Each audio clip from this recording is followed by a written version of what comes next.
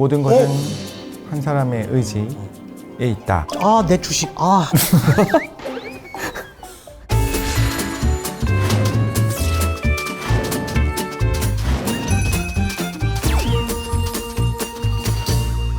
(2022년 2월 24일에) 러시아의 침공이 시작이 됐고 2022년 9월경에 노르트 스트림 파이프라인이 별안간 폭발하는 사건이 일어났습니다. 그것도 이상해요. 왜 하필 그 타이밍에? 여러 가설이 돌고 있었죠. 뭐 러시아의 자작극이다, 아니면 우크라이나가 한 짓이다, 아니면 미국 사람들이 한 짓이다. 미국 사람들도. 그렇죠. 왜냐하면 러시아가 유럽으로 가스를 더 이상 공급하지 않으면 이 가스를 어딘가에 갖다 써야 되는데 그렇죠. 러시아 그 다음에 바로 미국이거든요. 그래서 유럽은 미국으로 돌아갈 수밖에 없는 그런 상황이 되어버렸기 때문에 여러 가지 가설이 돌고 있었어요. 뭐 제가 생각하기에는 한 가지는 확실하게 말씀드릴 수 있을 것 같아요. 네. 제가 터트린 건 아닙니다. 도둑이 재발전한다고 네. 이 사건을 가장 크게 확대 보도한 쪽이 위험한 거야. 자, 이 우크라이나가 그랬다는 가능성을 제시한 데가 어디예요? 자료를 찾아보니까 2023년 2월에 미국 워스턴 포스트지에서 우크라이나가 한 것 같다라고 얘기를 한 거예요. 자, 이거 어디서 나왔죠? 미국 정보부에서 아마 소스를 줬을 거예요. 그렇겠죠. 네. 그걸 어떻게 믿어요? 미국이 그쪽에서 했다고 같다고 발표한 거를 무슨 근거로 믿을 수 있냐 이거예요. 그거로는 알 수 없다. 그러니까 교수님은 반미다. 네. 제 방에 성조기 크게 걸어놓고 있는데 내가 잘 때마다 이러고 자는데 무슨 소리야 지금. 아직까지는 뭐 재판의 결과라든가 이런 것들은 정확하게 그런 정황이 드러나지 않기 때문에 뭔가에 딱 이렇게 확립해서 확답을 드리기가 어렵지만 네. 미국을 미국을 주도한 우크라이나가 한 그런 쇼인 거라는 가능성이 크다고 보입니다. 우크라이나가 그걸 함으로써 얻고 싶었던 것은, 그러니까 그 자금줄이 러시아로 가는 걸 막고 싶었던 건가요? 왜 그렇게 폭발시켰죠? 여러 가지가 있었겠죠. 그러니까 9월이었다면 이제 딱 이렇게 전쟁이 거의 전성기에 있었던, 굉장히 치열하게 있었던 시절이기도 하고, 우크라이나 입장에서 봤을 때 가해자인 러시아에 굉장히 많은 피해를 줘야 하는 상황이었어요. 근데 러시아가 이 전쟁을 하려면 자금이 필요한데 이 자금을 어디서 나요? 거의 대부분 가스를 팔아서 번 돈으로 해요. 그래서 우크라이나 입장에서 봤을 때 이 가스로 팔고 번 그 줄을 끊겨야 이제 어느 정도의 러시아 전쟁으로 들어갈 자금을 줄일 수 있을 것 같아서 굉장히 여러 이제 꼼수를 찾아보다가 그래서 노르드 스트림이 만약에 없애면 러시아가 실질적으로 유럽으로 운송할 수 있는 그런 수단이 없어지기 때문에 그게 러시아에게 피해로 돌아가지 않을까라는 생각에서 나왔던 것 같습니다. 그 우크라이나 측에서는 이거를 인정하고 싶진 않을 거고. 그렇죠, 당연하죠. 논리적인 정합성으로 볼다면 어디가 했을 가능성이 높다고 보세요? 제가 생각할 때는 전혀 상상도 못한 거에서 일어날 수 있어요. 누구의 잘못도 아니고 우연과 자연 현상으로 우연히 그렇게 될 수 있었어요. 그거는 사실 그럴 수 있죠. 언제나 보수를 또 해야 되는 상황인 거고. 왜냐하면 누군가가 실제로 의도적으로 그걸 했다면 반드시 그 결과가 나는 벗어나고 다른 사람들한테는 피해만 준다고 볼 수 없어요. 일단 우크라이나 같은 경우 입장에도 제일 먼저 의심을 받고 있잖아요. 유럽 사람들이 고운 눈으로 안 봐요. 그렇겠죠. 이 부분은 중요하죠. 인명이 걸렸는데. 프랑스 지금 마크롱이 지금 가장 지원을 많이 해주고 있거든요. 프랑스 사람들의 70% 이상이 마크롱이 우크라이나를 보호하는 정책에 반대하고 있어요. 왜 우리가? 라는 생각을 갖고 있다고요.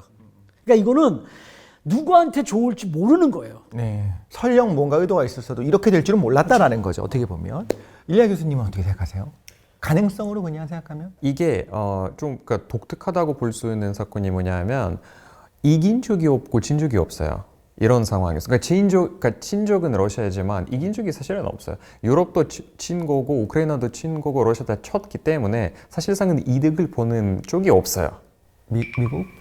미국은 딱히 그걸로 많이 보진 않죠. 왜냐하면 이미 그 2022년 2월에 침공이 시작했죠. 그때부터 유럽이 탈러시아 정책을 발표하면서 더 이상 러시아에게 뭐 가스와 석유를 사지 않겠다라는 정책을 발표를 해요. 그래서 이미 불가역 쪽으로 이제 돌아서 있는 그런 상황에서 굳이 그 그때 이런 정책의 반대 방향인 이런 폭발 사건이 일어나는 게 유럽 입장에서 봤을 때는 크게 의미가 없고 우크라이나 입장에서 봤을 때는 감성적으로 이해할 수는 있지만 실질적으로 뭐 경제적인 이득이라든가 그렇죠. 또 군사적인 이득은 전혀 돌아가진 않았어요. 그렇다고 해서 러시아가 약해진 것도 아니고 세진 것도 아니에요. 그래서 이게 되게 애매하고 그러니까 철저한 수사가 필요한 부분이기 때문에 아직까지는 뭐라 이렇게 딱 그렇게 확답하기가 어렵죠. 그것도 그러네요. 네, 전쟁이 길어지고 사실 그것만큼 확실한 것 같아요. 푸틴도 이렇게 길어질 줄 몰랐을 것 같아요. 그리고 국민들은 굉장히 고통이고 전사자도 이제 계속 늘어나고 있습니다. 올해 이제 트럼프가 대통령이 되면서 내가 대통령 되면 하루 만에 끝낼 수 있다라고 이야기했는데 아직은 이제 하루가 안 지난 것 같아요. 이제 끝날 수 있을까? 그리고 끝난다면 어떤 방향으로 갈까? 혹시 두 분이 예상하는 부분이 있는지도 궁금합니다. 노스트라다무스한테 물어봐야 될 것 같습니다. 제 생각에는 싫든 좋든 어쩔 수 없어요. 지금 현 상황에서는 누군가 중재를 해야 돼요. 우리는 아니잖아요. 그죠. 근데 어쩔 수 없어요. 그 사람이 중재를 해야 돼요. 누굴 말하는 건지 전혀 모르겠어요. 미워도 다시 한 번만. 어쩔 수 없어요. 지금 그 서로 그걸 중재할 수 있는 사람은 두 나라보다 훨씬 강력한 힘을 가진 사람이 중재할 수밖에 없어요. 이게 현실이에요. 현실. 네. 그러니까 그걸 이렇게 하는 수밖에 없다고 저는 생각을 해요. 의현님은 좀 다른 시각을 가지고 계실 것 같습니다. 전쟁이라는 게 항상 이제 외교적인 방법으로 갈등 해결이 안 되기 때문에 전쟁이 일어난 거고, 근데 전쟁에 항상 목적이 있어요.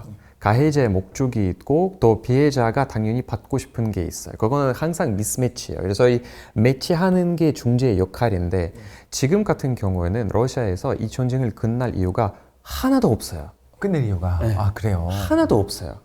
왜냐하면 러시아가 처음에 이 전쟁을 시작한 이유가 우크라이나 없애기 위해서였기 때문에 이거는 끝낼 이유도 없고 끝낼 리도 없고 끝낼 필요성도 없어요. 유일하게 만약에 지금 이 단계에서 더 많은 사람들이 죽지 않도록 중재하면서 러시아를 제재하고 우크라이나에 도와줄 수 있는 게 이 세상에서 제가 봤을 때는 딱 두 나라가 있는데 미국과 중국이에요. 그래서 미국과 중국이 나서지 않은 이상 네. 전쟁이 끝나진 않아요. 아 지금 중국은 침묵하고 있는 상황인 거고. 중국은 지금 이득을 보고 있거든요, 이 상황에서. 그렇죠. 중국도 나설 필요가 없어요, 사실은. 그러니까 지금 이런 미국이나 유럽의 강제 제재 때문에 러시아 경제가 거의 붕괴할 지점에 도달했기 때문에 붕괴하지 않게끔 유일하게 도와주는 국가가 중국이거든요. 네. 그래서 중국 입장에서 봤을 때는 그냥 공짜로 새로운 시장이 막 열리고 모든 그 수출을 할 수 있는 그 모든 것들을 열렸기 때문에 중국 입장에서 봤을 때는 이 상황을 왜 끝내? 돈을 충분히 많이 벌 수도 있고 거기에다가 또 푸틴을 자기의 애완견으로 만들 수 있는 완벽한 케이스이기 때문에 네. 중국 입장에서 봤을 때는 이거는 굳이 나설 이유가 없죠. 그래서 미국은 이제 트럼프의 성격을 봐야 하기 때문에 네. 트럼프가 아무래도 뭐 노벨 평화상 되게 네. 야망을 하고 있는 사람이기 때문에 전쟁을 끝내고. 그것 때문이라도 이제 전쟁을 끝내려고 노력을 할 거예요. 네. 근데 트럼프 성격상 못할 것 같다고 저 개인적으로 생각하는데 왜냐하면 트럼프 입장에서 봤을 때는 모든 게 돈으로 해결이 된다고 생각하는 사람이에요. 네. 근데 푸틴에게는 돈이 필요 없고 한치도 양보할 생각도 없고 그렇게 할 의지도 없어요. 일단 기본적으로는 네. 푸틴도 정상적인 사고를 벗어난 사람이지만 네. 트럼프도 마찬가지예요. 만약에 트럼프가 어느 아침에 아침에 일어났는데 날씨가 흐려. 야 우크라이나 돕자. 그럴 수도 있어요. 맞아요. 그게 유일한 변수예요. 유럽도 트럼프가 한번 저기 되면 휘청해요. 맞아. 결국은 그렇게 되면 러시아는 고립될 수밖에 없어요. 맞아요. 맞아요. 그러니까 결국은 이 모든 것은 한 사람의 의지에 있다. 내 주식 마지막으로 노르트스트림 사건을 통해서 굉장히 생각할 게 많은 것 같아요. 그 전후의 국제적인 상황을 포함해서 우리가 좀 배울 게 있을까. 제 조카가 지금 정신과 의사인데 네. 6살 때 동네에서 똑똑하다가 소문이 났었어요. 조카분이. 네. 네. 그래서 제가 조카한테 가서 인수분해를 문제를 냈어요. 네. 6살짜리한테 풀어보라고. 6살짜리 아니에요?